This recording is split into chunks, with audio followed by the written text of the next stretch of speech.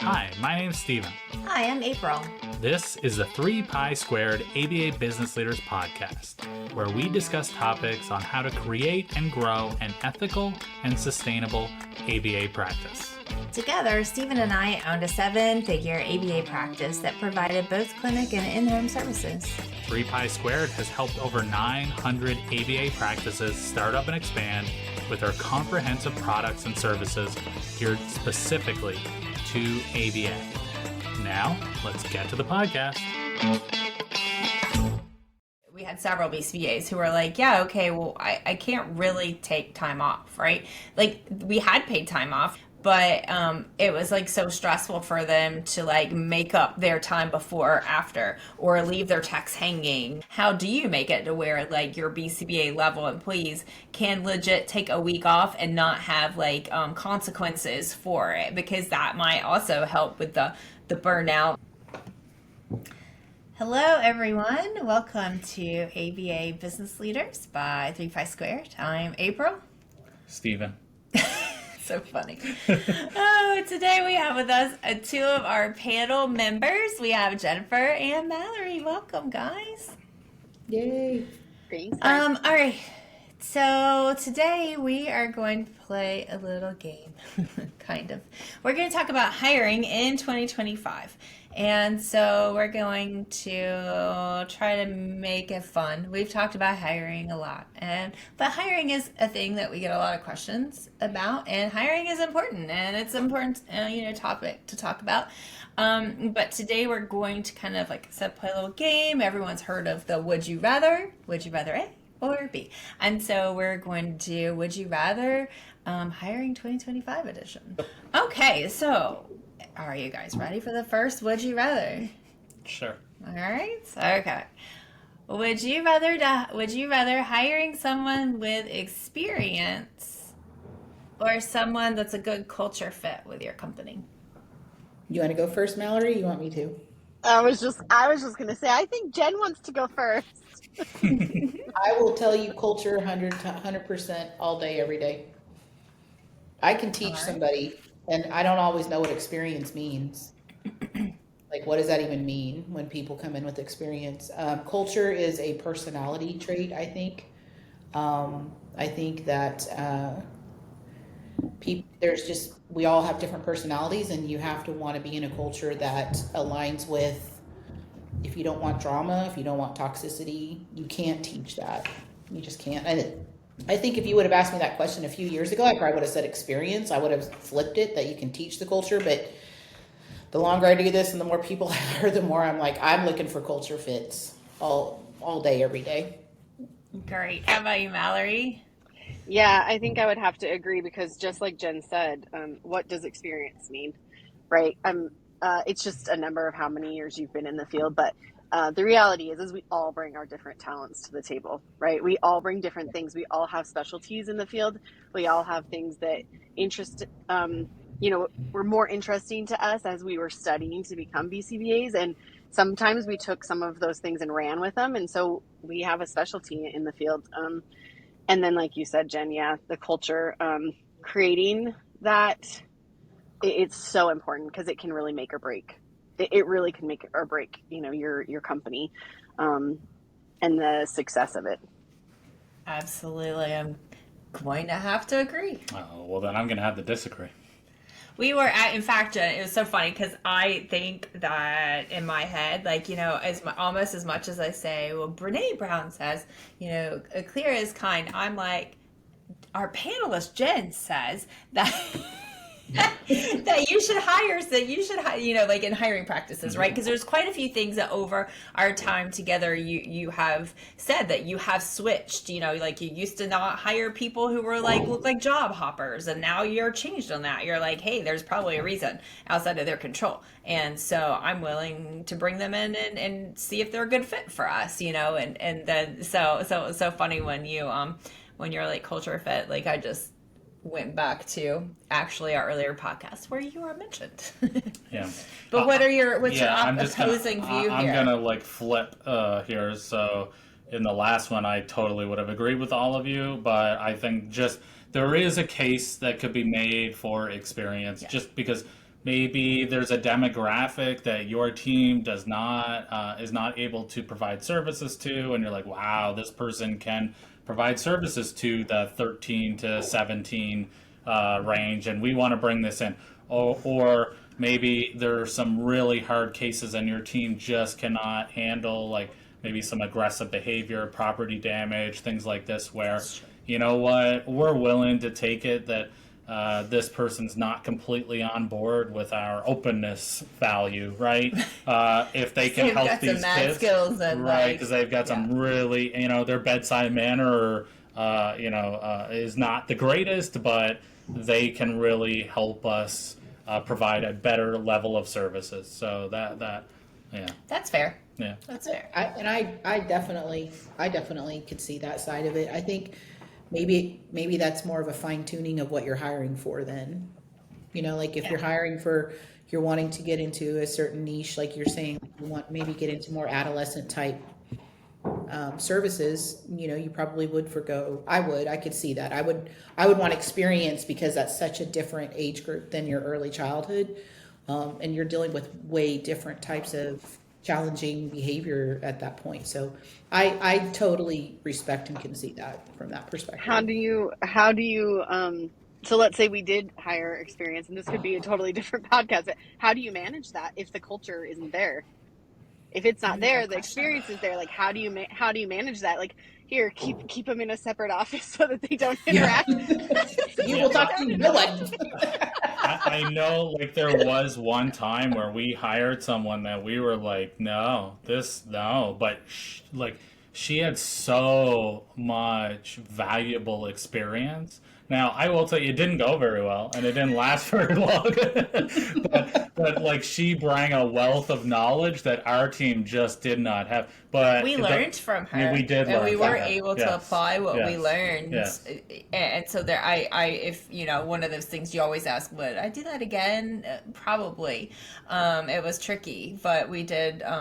The experience that she brought was valuable, and we learned from that. Yes. But it wasn't a good fit, so it didn't stick. And it also depends on what that trait is bringing. Is it like a toxic trait? Like, is it gossip? No, we can't do that. Like, or is it like, I'm gonna go around and just like two-face everybody, right? Like, that's just something that, or I'm gonna say, hey, I'm going to completely undermine management all the time. Like, of course, like that I don't think, no matter what the experience is, your team can handle that. Right. And right. But, I mean, nothing is black and white, and nothing's, like, it's not, it's extreme of that. It's not that easy. So, but I mean, I guess that's where you could look at, is it a small thing that can be overlooked? And maybe this person's not really liked, or maybe they don't really seem like they're a very collaborative group member, yet they're doing this thing, but there's no damage being done, right? Like, it's not toxic. Right. It's That's what okay. I was gonna say. I agree with that, Steve. And I think what part of the culture is it that you're concerned about? Yeah. Like, what if you have somebody who doesn't really want to do team type stuff? They want to come and I mean, okay. Usually what happens generally with littler things like that is more of winning somebody over, and they kind of have the right to, I mean, I'm not going to try to inherently change a person's personality, but I agree with you. It's what part of the culture is it that you're trying to preserve? If they're toxic, if they're going to undermine you as management, if they're going to cut your legs out, if they're going to be two-faced, I'm kind of with, like, I still would like to learn from the experience, but then maybe there's a exit strategy. We don't know. So, or like maybe what you guys were talking about too. And of course, I don't know the person that you hired, but maybe they're in a different role where they're like teaching, right? They're doing the training, or they're teaching or something, like that changes things, right? Their role can change so much. And doesn't necessarily have to change the culture, the dynamic of that. Right. Yeah, it's just a different position where maybe they're more of like a consultant, where they're coming in and teaching your team members how to do it, so you get the best of both worlds, right? So they're helping this leader on your team facilitate the process without them coming in and damaging the whole team framework, right? So I mean, it's hard to answer that one, right? It just depends. I could see both sides. Yeah. Yeah. All right, next one. You ready for it? Maybe. All right. Okay. So, would you rather, drum roll. I need to look up all the words to this to make sure I get it right. Okay. So, would you rather hire an extra BCBA or a scheduler for your ABA business? Can I answer this first, Jen? You go right ahead, because I'm going to mull that one over. So I would say a scheduler, because I did exactly that. I actually hired a BCBA and a scheduler at the same time, and the BCBA only lasted a little bit, and the scheduler has now lasted, has lasted. And the scheduler is like worth her weight in gold. She is amazing. I didn't realize what an undertaking it was when I was doing the scheduling myself until I hired a scheduler, and I was like, oh my gosh, like my days go so much smoother. My staff, they were happier because they weren't having to like double check, my work, to make sure that the schedule was correct. And then of course, like she did scheduling, but then there was other little things that you just don't think as a scheduler that you have to do, letting families know, trying to find the subs, like, a scheduler, definitely a scheduler. Because I think too, like if I'm not able to manage the schedule already, like hiring another BCBA is just going to add another whole like caseload, right? Like it's just more to schedule. So like, let's get the scheduling nailed down. Let's get a good scheduler, and then we can add a BCBA afterwards. I'm still on the fence. I finally did hire a scheduler back in September because the scheduling itself was becoming too much for a person to have multiple roles. So like originally my office manager was doing the scheduling, but we were growing, and with, we had some staff members go from an RBT to a BCBA. So caseloads were growing, staff was growing. And I knew at some point I was going to be hiring a scheduler just because of there's so many nuances that are outside of just the scheduling component. And what I did is I had hired someone last year that I knew was going to move into that role as the company was growing. But I wanted him to be able to know and understand the RBT role and just really get his feet wet in ABA in general and just kind of get an idea of what that looks like on a day-to-day basis so that he could be a better scheduler because he has the perspective of the technicians. And it was one of the best decisions when he moved over to that scheduling position, and we're pretty much worked him completely out of where he's doing 100% scheduling. And I know for my peace of mind, it has made a huge difference because I'm like, I don't have to worry about that. Because like you said, it's not just about putting some schedules it's communicating to the staff, it's communicating to parents, it's following up if somebody's running late, it's did you see your schedule, not just on the staff, but the parents too. I mean, it is a full-time job. It is a literal full-time job. Question, So I think, what do you like guys... oh, sorry, go ahead. Oh, sorry. I thought I heard a pause in your voice, but a question: would we have would we have a lower cancellation rate if we had a scheduler? We did. That is one thing that I can tell you, that our cancellation rate has dropped exponentially. I haven't ran the numbers for a while, but because there was somebody there to actually think through and troubleshoot what was going on, the cancellation rate on our end as the company dropped exponentially. I mean, it's almost, I would probably say it's probably more in like the less than 10% at this point. Just hearing you guys talk just now, it just like clicked to me. I was like, hold on a minute. Is it as easy as hiring a schedule to like, would that pay for itself? Yeah, Well, again, I think it pays for itself. I think you have to find the right person though, right? Like Right. this Of is course, like, of like course. so many variables involved. Well, Right. this person can't because they have this sport on Wednesdays, but they could on Thursday. Like it's just right? Like there's a lot into it. So, yeah.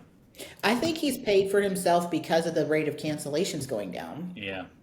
And just the stress, the time that's not being taken away from everybody else to help Yep. brainstorm together. you know. Yep. So, All right, so if any entrepreneurs out there are listening and they're in the ABA field, but maybe they want to try something different, maybe start a scheduling company, man. I mean, there are a couple of scheduling companies out There's there. like some software that's like Yes. hit or miss, but like I feel like there's some real human people power that need to be behind some of this to at least be able to train AI or software all the nuances of it. Yeah, Well, so there. if you... Oh, go ahead. Nope, sorry. I was just gonna say that the thing about some of the software, because I've used several softwares too, and of course, like logistically they work, but the thing about our field that doesn't work is that we also have to pair well, right? And so I yep. feel like we need to be able to like take those softwares and then add like personal profiles for the clients and so then it can like start matching it up with Like that. a dating service. Oh, It is. 100%, Yes. 100%. So I agree. My other point too, though, is that I would say that the person that needs to be a scheduler, I guess it really depends too, because I think some people have schedulers that also have an HR background, and I think that would be a benefit if they had an HR background, because I am definitely more lenient on my employees. I just am, and if they say they can't make it to work, I don't necessarily press and stuff, but sometimes when you start to see a pattern, that is hard, right? And that's where we kind of need the HR piece to come in and say like, hey, I noticed you cancel every Monday. What's going on here, right? And yeah, exactly. And so and so then, right, if you have a scheduler that has some of that and they're able to kind of like address that without you having to be part of it as the business owner, or even like the BCBA, that would be super helpful. So I don't know that I saw really any difference, but I am a smaller company, so I don't think that I really saw much of a difference with cancellations there, but I could see it being that way. But then just in general, right? Consistency for the Yeah. clients, right? When we have somebody that's looking at the big picture, like the whole company as a whole, all the clients, all the technicians, just the consistency for the clients is going to be, better.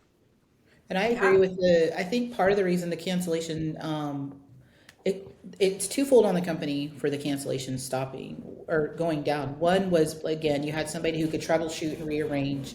But two, like you're saying, Mallory, our scheduler does have that background. He's not an HR, but he's done scheduling, and he's not afraid to tell somebody, no, you need to get into work.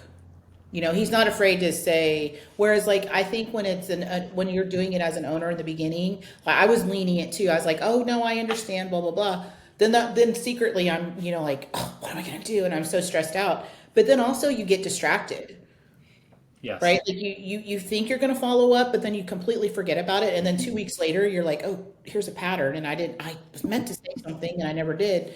But just having that person, there's no diverted attention. Their whole focus is that schedule. And so, no, but I totally agree with that on that HR side. That's another reason our cancellations have gone down.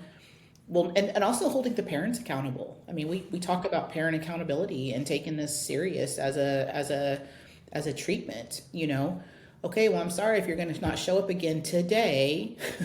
Here's the consequence, and parent cancellations have gone down because of that too. But again, it's somebody who's 100% dedicated to be able to have that bandwidth, and that's all they're focusing on. Yeah. Because the rest of it just it's too much. It really is. And the more I don't know if it's the older I'm getting or what, but the less I have brain capacity for a lot of things now. So Well, it's true that like we can't multitask. We all think we can, Right. but it's proven that we cannot multitask. So Yeah, I think- having this very dedicated positions for very specific intentions, right? There's something to that. Now, of course, like the baby startups, we can't start there. Most of us can't start there, but we can aspire to get to that point when we start to figure out what to delegate. And are we going to hire that next BCBA, or are we going to stop it and we're going to hire the scheduler next, and then the next step, another BCBA? Yeah, I would hire the admin scheduler person first, just because you probably didn't become a BCBA to do scheduling and HR stuff anyway, right? So if you can add like I was doing the math, right? Let's say you're paying someone around $25 an hour to do scheduling. I don't know what the rates are, right? But I'm somewhere around there, I assume.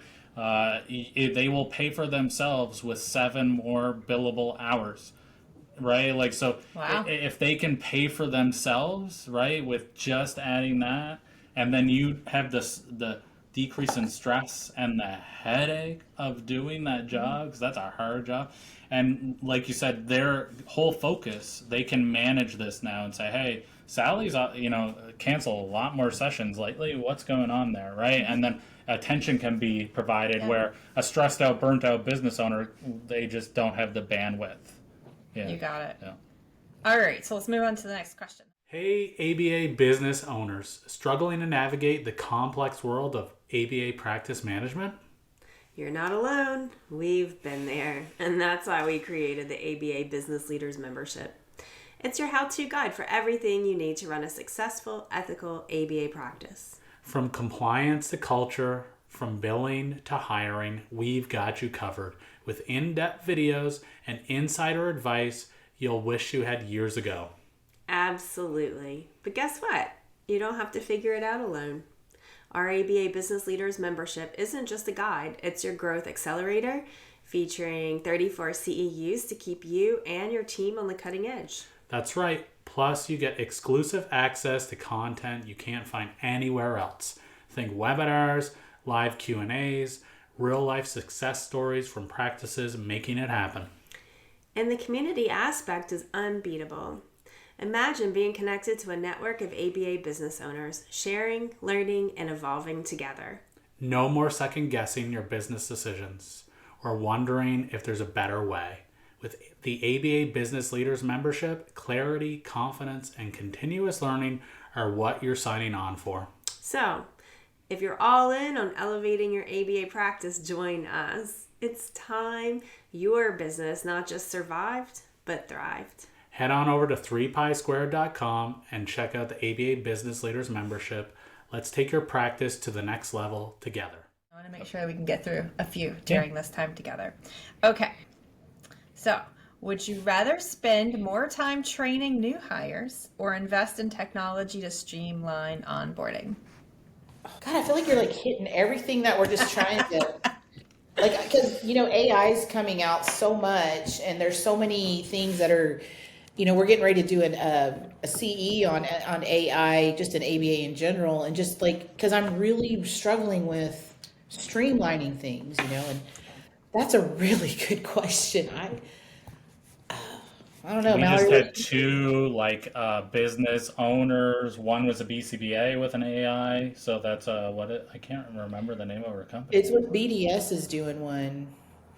What are you talking about? Amanda? Amanda, yeah. What was the name of her? Noetic. Noetic, yes. Oh, And then another Michael one, Gow. Michael Gow with Alpaca. Sorry, Michael Alpaca. Yeah. Yeah, and both using AI to help BCBAs. My concern about AI, I don't know. Maybe I shouldn't have this concern, but I feel like it's going to make us more stupid. I just like BCBA used to be able to do that, but now AI has to tell them to do that. Like I'm worried about that piece of it. You know what I mean? But at the same time, I would much rather them use a HIPAA compliant AI system than just go on ChatGPT on their own and use it anyway.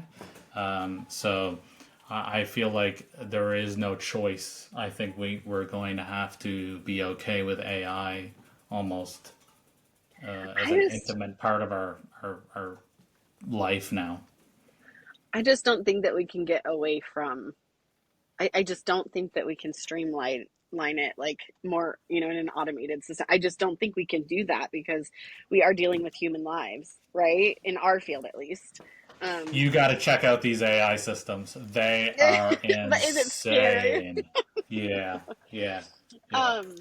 But yeah, I think, they've like both that we've talked Just to. unbelievable. And we have a third one who just reached out, a Yep. third company who wants to come on and tell us more about how they do it. Yep. And yeah, I think I would be looking into it if I was still in business. I think I would be cautious, right? And I would make sure I have safeguards. I would make sure maybe I do like trials or, figure out, but I really feel like it helps to automate this process. It doesn't take away the way that I see it, it doesn't take away the human nature part of it, because you still have to have a clinician there doing the interview, doing the onboarding, doing part of it like with the clients.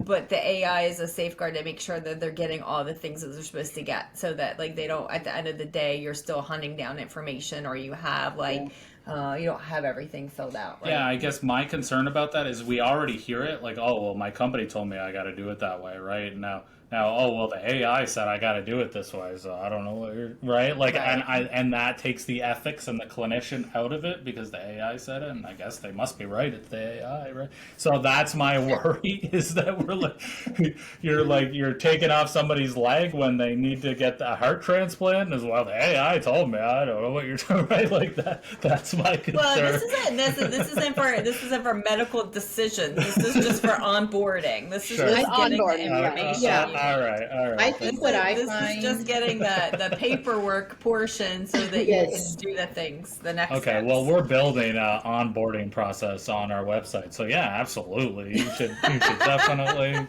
invest think in that. what I find in our onboarding is no matter how much we have tried to streamline it, streamlined. Wait, am I talking right? Did I say that right? Okay. Something always falling through the cracks. Like, oh, we forgot to get this signed, or this was never presented, or even with our checks, everything, our checks and balance, there's still something that's not, seems to just, and it's little things, but those little things to me make big difference later when you're talking to a team member and they're like, oh, I never knew that. Like that wasn't, and so like, I'm leery about AI and ABA just for the same reasons you guys, but if we're talking about it from an HR perspective, I'm really trying to learn a little bit more about it, because when they first said AI, I was like, heck no, I am not, because I've just heard so many horror stories. But for an onboarding process, I mean, I can definitely see the value if you get a real strong onboarding, making sure they have their training, making sure they were logged into all your systems, making the training for is so important, making sure everything's submitted, their CPR, their whatever you have, internally that you expect them to turn in, because that causes hiccups later. Yeah, I mean, just that in itself, the dates Yes. of when things need to be renewed, right? But then also, it was related to onboarding, like onboarding clients, right? Like, what about their insurance, right? Their insurance cards, or if you're not doing those, you have to do it for onboarding, but there's also ongoing checks for some of these things. Like, so it's going to be ongoing for staff and for clients. That's going to extension of onboarding, right? These things you have to follow up with. So like, what if they changed insurances halfway through? Like that could be super expensive and terrible situation. Or like if you're what if your BCBA didn't renew their license, and you don't know until 2 months later, right? So there are some things like that if you do the initial onboarding, then you can have some checks in place to keep up with it. That there again, like our multitasking busy brains might feel like in that moment isn't as important or forget about, and then there's a fire to put out. Yeah, it's only important when you don't have it, right? Like that's the problem, right? And then I think the problem where I wish they could come up with is somebody that, like, I don't know if AI can do this. It's you still need that human person inputting the information, but then you can have the AI follow up on it. Like, I was thinking about like what you said about BCBAs, even keeping track of their CEs for 2 years, so that you can kind of check in and like every quarter or 6 months and say, hey, where are you? Your license is going to expire in 18 months and you've done no CEs, you've got 32 to get through, like, I think it would help. And I don't think that that's just beneficial for the employer. I think that's beneficial for everybody, because nobody's sitting there watching when their CPR or their RBT, or unless you're getting that, or unless you're getting those notifications, You know, we're all so busy, you know, so I could see the benefit on that for both parties. We Just had help- spreadsheets. We had old school spreadsheets, and our scheduler was actually the one who kept up with, because we had a scheduler. She also, I mean, I think looking back at that, we probably should have had two admin, like one scheduler and then one insurance. But she also helped with insurance and did scheduling. But she also kept up with all of our spreadsheets to, you know, for people's things, all of the different certifications and trainings and stuff running out. She would send out those reminders to people. But yeah, it's all those little things, right? The little things that just add up, and you're like, oh, God, I didn't think about that. Oh, how do I get that done? Or like every 2 years, you're supposed to do background checks again. You know, if you've got you know, if you have somebody with you for, what about your HIPAA? What about your child abuse? What about your mandated reporting? That's all. That's not just one and you're done. I mean, you got it. And I don't want to be caught not doing background checks, because that would hurt my BCBAs. You know, they're taking it on faith that I'm doing that. I mean, they have to get permission, but they're not thinking about that. I mean, who's thinking about that, you know? So yeah, I see the value of that for sure. Still scared to delve into it. I'm not gonna lie. If you've ever had an AI fail, you would be a little bit more cautious, because I did just with simple notes, and AI's attitude in some of the word dumping that I did for just simple notes for a meeting failed me. Failed me royally, and I was like, 100%.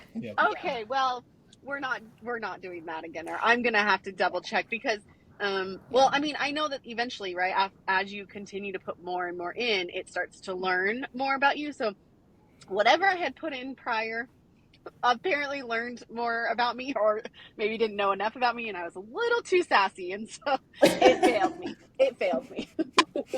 That is so funny. Yeah, I mean, AI is definitely a tool. It's a tool. It's not, you have to still edit, you still have to still review it. Sometimes I feel like I go over, if I do use AI for like a tool to come up with something, I end up spending even more time like combing back through it, because I'm so worried that like there's like one little piece that might be off. And you do have to train it, and you do have to know what prompts and things like that. But I think like, and I know like AI is such the topic right now, but I think like just the general would you rather would be I lost it. Like just making like the technology to actually streamline it. I can't say that word either, Jen. Versus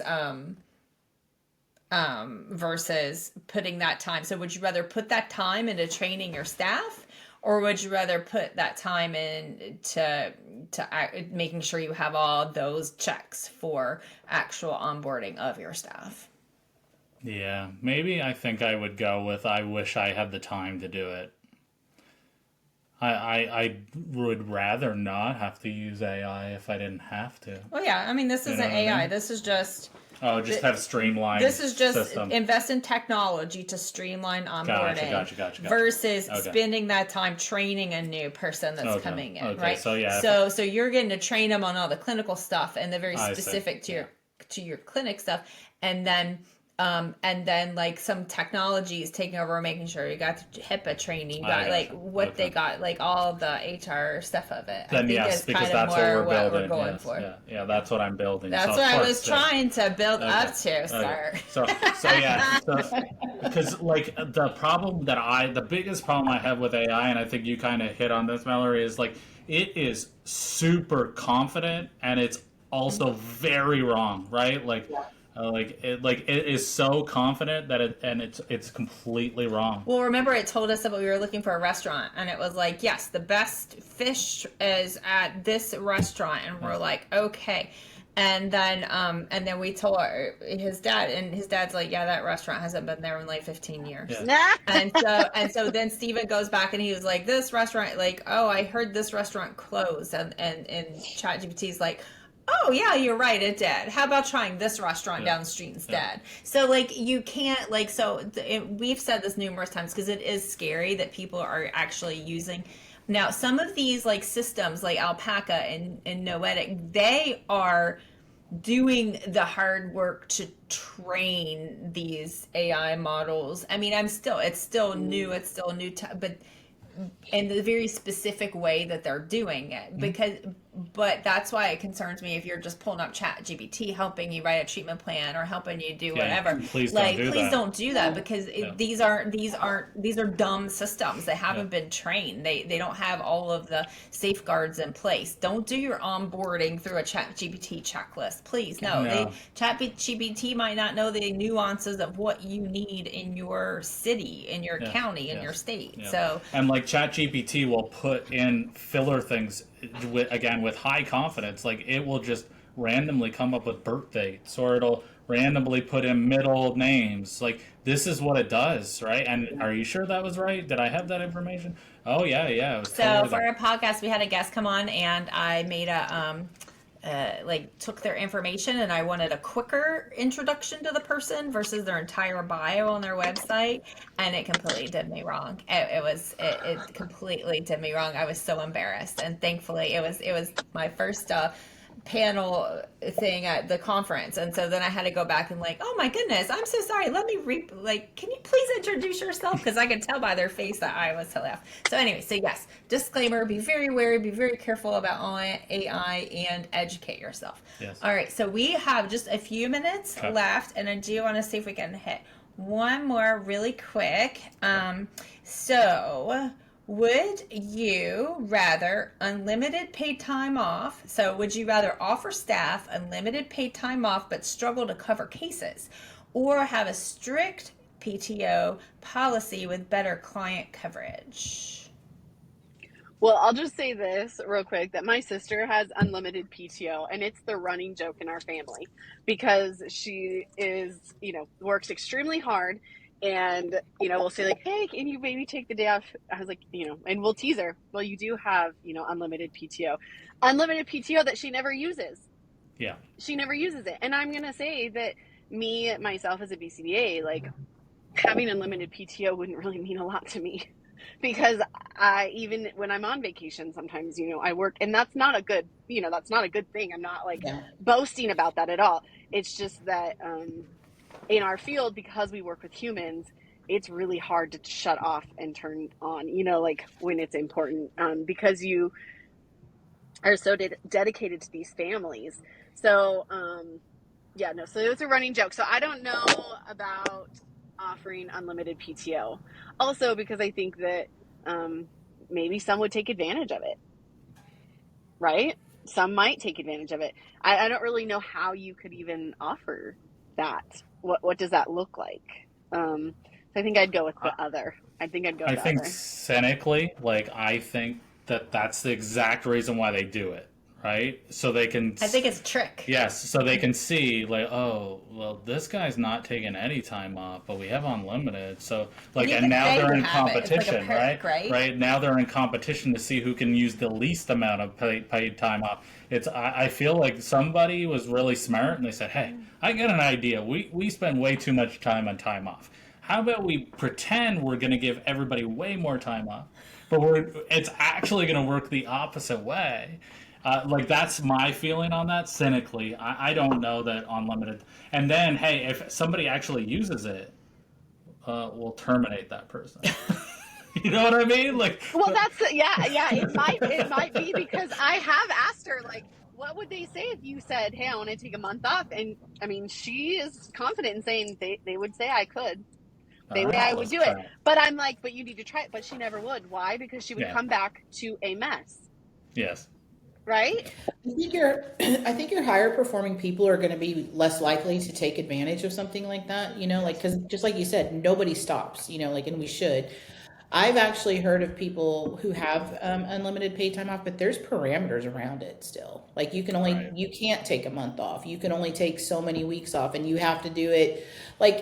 It sounds good, but there's a lot of caveats you need to read the fine print on some. And I don't know if that's necessarily every organization, but the people that I know who have that, they don't ever hardly use it at all anyway, just because they're like, I don't want to come home. I don't want to come back to they take the time off, but it's not abused. I think I just think for me personally, it works better for us to just have this set and people just know what parameters they're working. I also think unlimited time off kind of lends itself to, well, am I going to get in trouble if I actually use this? Like there's not that sort of guardrail for them. But I'm not a fan. I would not be a fan at this stage. I also think that, like, because the opposite, right? What was the exact wording, April, is like having less case coverage. Was that the offer? Was that the?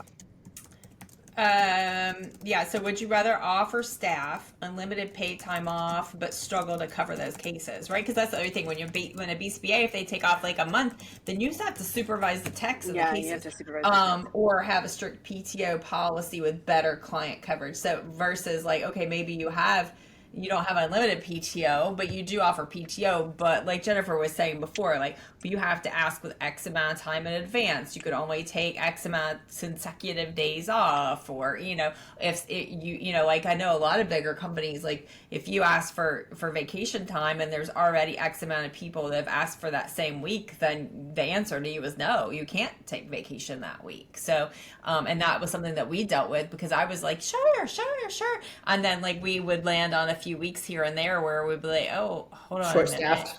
I don't have any BCBAs right now, or I only have one, and I was like, oh, can't do that again. The internet says studies have shown that you take less time off with unlimited than you do when you have a set amount. So, that's hilarious. Because I was just thinking in my own head, I'm like, well, if you have a set amount, but then you also are a reasonable employer and they come to you and say, hey, I want to take X, whatever time off, I would probably say yes, right? I mean, with my RBTs, my thing is like, well, you can take time off as long as the hours are made up. So you either make them up ahead of time or you make them up within reason again, right? Like a week is about the most I would, be comfortable with. I think I have done 2 weeks before, but that was with you still have to do the hours before you leave, or schedule the hours when you get back, right? But that's not always doable either with the clients, because if the client has a 3-hour session, even adding an extra hour is like, that's a lot for the client. So I'm like, well, you can add an extra 30 minutes, but then you have to be able to plan, right? So that's interesting. I know our BCBAs did not like, we had several BCBAs who were like, yeah, okay, well, I can't really take time off, right? Like we had paid time off, right? And they could take it, but it was like so stressful for them to like make up their time before or after, or leave their techs hanging, or, and so that was one thing we never quite figured out, but we were hoping to like that. I would love to have like a round table at some point to try to figure that out of like, how do you make it to where like your BCBA level employees can legit take a week off and not have like consequences for it, because that might also help with the burnout and the, all of that. Stephen just found some more information. So the internet says people with unlimited time off take about 20 to 30% less time off than regular people. I'm telling you, like, I was pretty cynical about that, but like somebody was like, hey, I bet you this will work, and they're like, I don't know about that, and then let's just try it, and then they were like, wow, this really works, and they told their other buddy, and now he's like, okay, let's do it, right? And totally, in the tech industry, it's a big thing, right? Unlimited really time off. Yeah. I think it was totally yeah. I That's have awful. to jump off. I'm Yep. so sorry. We're all done. So thank you guys so much for joining our Would You Rather episode today, and we'll see you again next time. Thank you for listening to our podcast. Hopefully it was helpful. If you would like to gain access to this entire video, and actually our entire library of videos, please join our ABA Business Leaders membership. You can find that at www.3pisquare.com.